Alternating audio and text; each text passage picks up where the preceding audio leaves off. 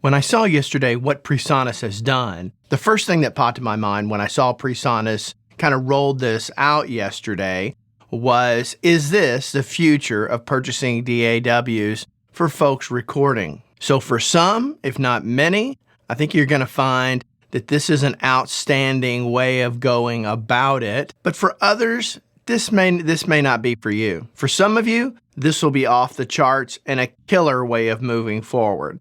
For others, maybe not so much. A while back, Presonus came out with Sphere, and that was their subscription-based program to where if you paid a monthly fee, you would get access to Studio One Professional. You'd get all of the various virtual instruments that they offer. You would get all of the various extra plugins that they offer, as well as well over 100 gigabyte of loops and some other things. And so when that came out, it was priced just right, but many of you out there, if not most of you out there, really hate the idea of subscription, but this may change your mind. Then I think they changed the name to Studio One Hybrid, something like that. The name of it is kind of irrelevant, but they just kind of rebranded the whole thing, and I think there were some other things included. This video is not about that, so I may not get that perfectly right. But then yesterday, they came up with Studio One Plus. And what this is, and here is the difference. You can pay either a monthly subscription or you can pay annually. If you pay annually, you save quite a bit of money. Now, what do you get with this? Well, every year, if you're the kind of person who's used to upgrading your digital audio workstation every year, typically it's every year, they'll come out with the next incarnation of that. And if you're the type of person that does that every year, then this is definitely going to make sense for you. And let's talk about why. If you're not that person, just hold on. We'll get to that in a second. Now, you may not be aware of this, but as an example, right, I'm on Studio One 5. I didn't upgrade to 6 when it came out because there wasn't really much in there, in my opinion, that was worthy of that particular update. I figured I would just wait until the next time they come up with an update and then consider it then. Now, with some digital audio workstations, you have to pay a fee every year to stay relevant. Think Avid as an example. You have to pay a fee every year. One of the things they did early on, which was killer, is you could skip 3, 4, 5 updates to that particular digital audio workstation and still pay the one fee. So as an example, you could go from version 3 to version 6, and I believe it's about $150. So that works really good for those people out there kind of in that second category of they don't really update their digital audio workstation every year or every time that they can. They typically wait until it's compelling to do so. Now, if there was a fee every year for this, then that fee would be the compelling part, and you'd probably pay it just to stay up to date. But since you don't have to worry about that with Presonus, I would ask that you keep that in mind while you're considering, is this the right move for you or not? For some of you wanting to get into Studio One, this is also another great way of doing it, even if you do it just for the first year. Because what are you going to get? Okay, so their annual price on this is around $180. That's the annual price, but that's not subscription-based for Studio One. Every year, you get a brand new perpetual version of Studio One, so you could completely stop paying any fees after that and stay on that one and record for the rest of your life as long as you maintained a computer that maintained its compatibility with that version when you made that choice. So like I said before, the cost to update is $150, right? And so the cost annually for Spark is $180. So roughly for $20 to $30 more, you're going to get over 100 gigabyte of loops and samples for some killer sounds. You're going to get a ton of extra plugins.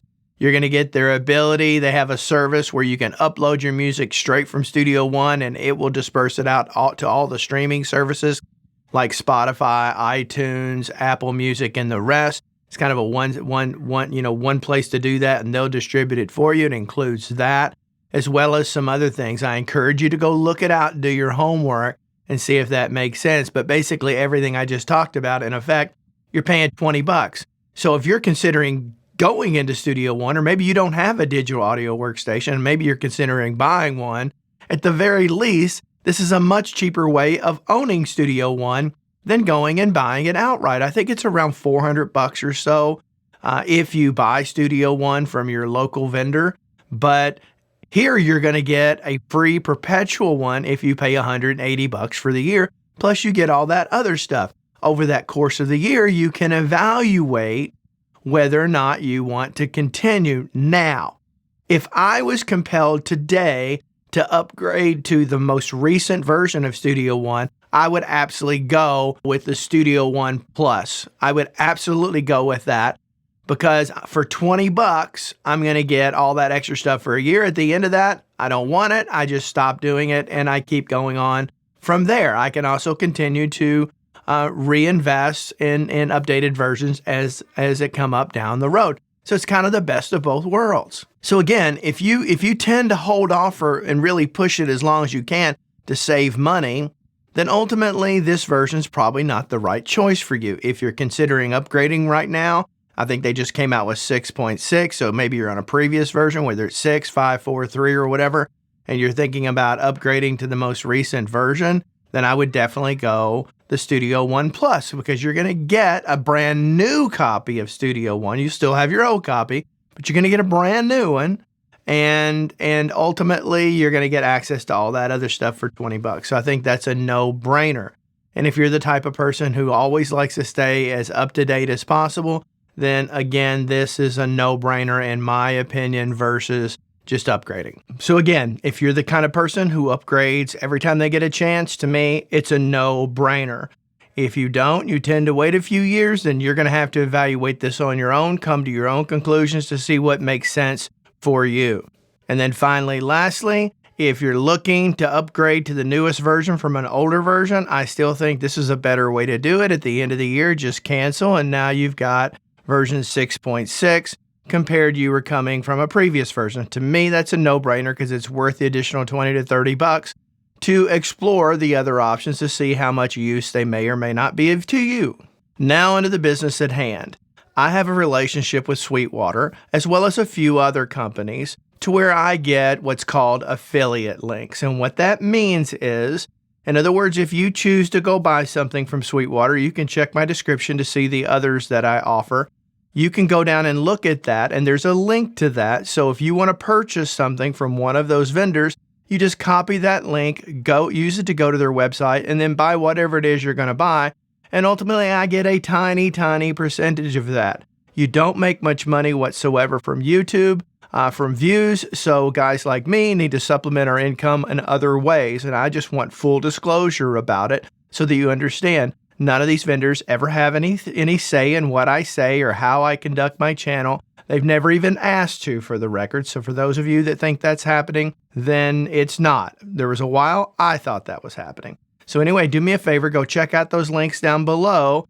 And if you want to purchase something, know that you'll be helping me out if you're a fan of this particular channel. It helps me keep it going.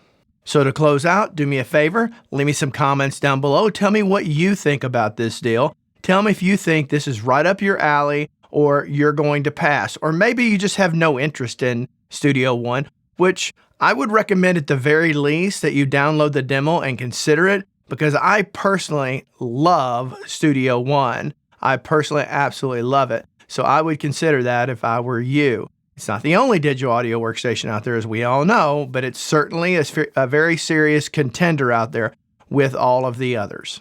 So leave those comments down below. Tell me what you think. But until next time, hope every one of you have a great day. Bye-bye.